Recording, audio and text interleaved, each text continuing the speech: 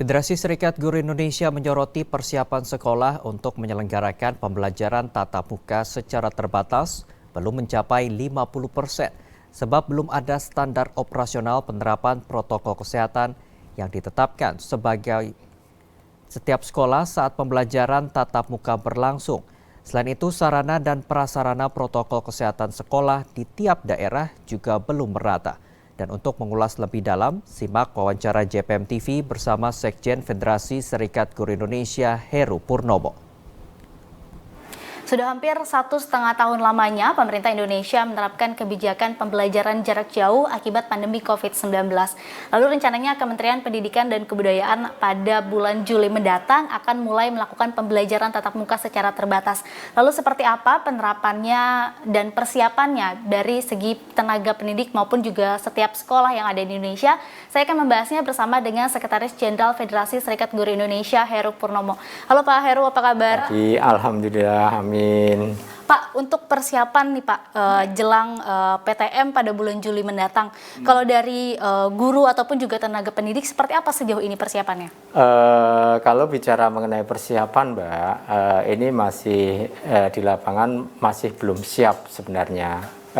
Beberapa kali saya bersama dengan teman-teman satu tim Federasi Serikat Guru Indonesia itu melakukan peninjauan langsung di sekolah-sekolah di sekitar Jabodetabek. Nah, dari sekolah-sekolah yang kami kunjungi langsung itu, ada yang sudah melaksanakan pembelajaran tatap muka terbatas di sekolah, tetapi juga ada yang sedang merencanakan. Dari apa yang kami lihat, apa yang kami pantau, secara administratif, protokol kesehatannya mereka itu sudah terpenuhi. Sudah terpenuhi artinya mengenai wastafel sudah ada, mengenai masker, kemudian termoscan, itu sudah ada. Tetapi ketika kami menanyakan apakah ada panduan yang dibuat oleh sekolah ini yang ditujukan kepada guru saat mengajar, bagaimana SOP guru mengajar di kelas, kemudian bagaimana SOP orang tua mempersiapkan anak menuju ke sekolah, dan bagaimana SOP ketika sekolah itu selesai pembelajaran, bagaimana kondisinya. Nah, dari sekian sekolah yang kami kunjungi itu bisa dikatakan 3 dari 10 yang ada itu sudah mempersiapkan itu, tetapi 3 mempersiapkan protokol kesehatan atau SOP atau panduannya itu juga belum lengkap betul. Jadi artinya bahwa secara fisik itu bisa dikatakan di sekitar Jabodetabek, khususnya di Jakarta, itu sudah memadai. Tapi kembali bahwa sarana fisik itu tidak akan bisa bermakna apa-apa jika perilaku yang ada di sekolah itu, baik pendidiknya, peserta didik maupun tenaga kependidikan itu tidak patuh terhadap protokol kesehatan, tidak patuh terhadap SOP. Di Jabodetabek, persiapan ini belum matang gitu ya. Jadi harus penuh dengan kehati-hatian. Nah, yang kedua, untuk di DKI sudah agak lebih baik.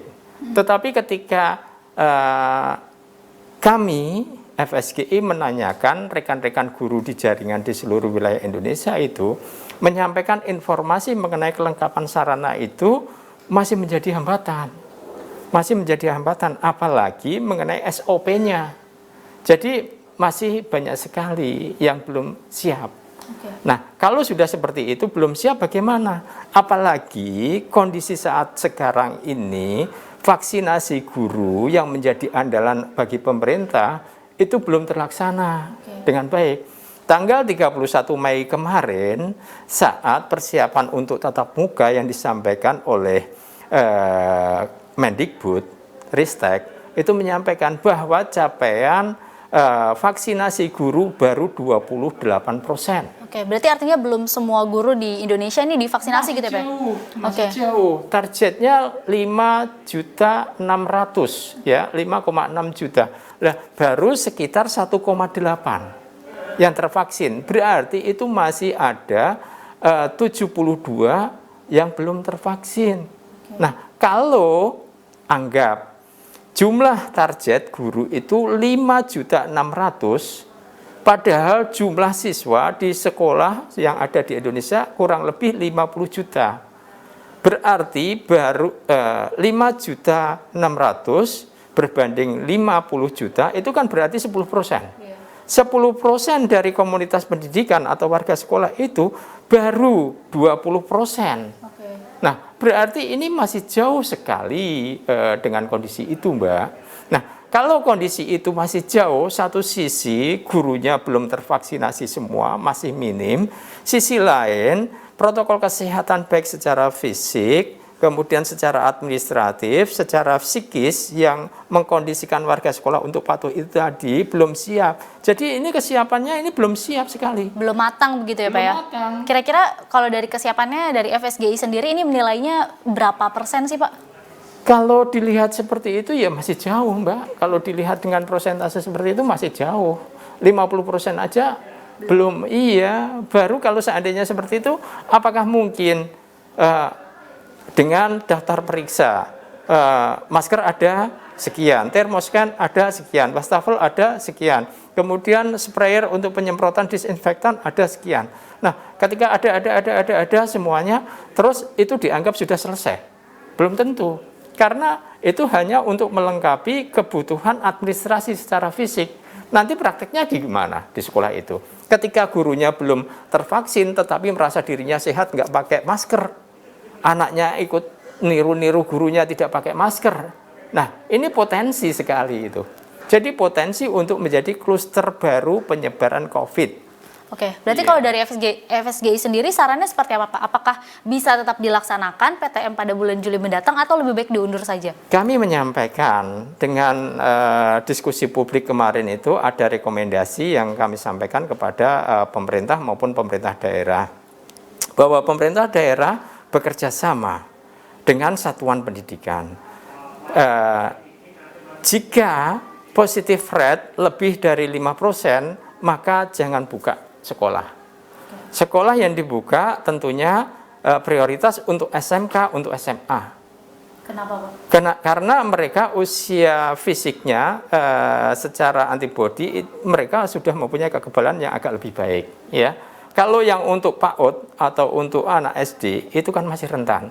Mungkin kalau SMP itu juga agak mendekati lebih baik. Jadi kemungkinan kalau seperti itu FSGI menyarankan untuk pembukaan tatap muka seperti ini selayaknya pemerintah harus hati-hati, harus memahami betul dan hati-hati dengan kriteria yang ada. Jadi jangan semuanya disamaratakan. Nah, kalau sudah seperti itu, artinya bahwa pemerintah tidak hanya melepas begitu saja, tapi harus memberikan pendampingan. Artinya juga mendatangi sekolah-sekolah yang sudah siap, kemudian memantau secara langsung apakah kesiapan baik protokol secara fisik, secara administratif, kemudian secara psikis itu sudah lengkap semua, sudah matang. Ketika sudah matang, artinya bahwa sekolah itu sudah mempunyai rasa tanggung jawab dan mempunyai kemandirian untuk mengatur itu, gitu. Baik, terima kasih Pak Heru Purnomo atas waktunya untuk berbincang dengan JPM TV. Berarti memang kalau dari FSGI sendiri ini menilai masih ada belum siap 100% gitu ya Pak, bahkan belum mencapai 50% untuk persiapan.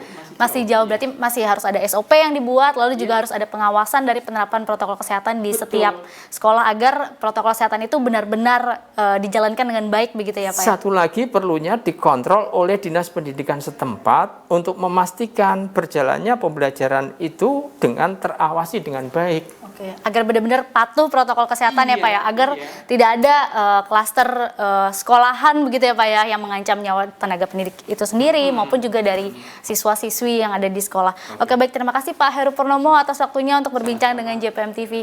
Ya baik pemirsa, demikian perbincangan saya dengan Sekjen FSGI Heru Purnomo, Nurul Khotimah, Agus Sofyan, JPM TV.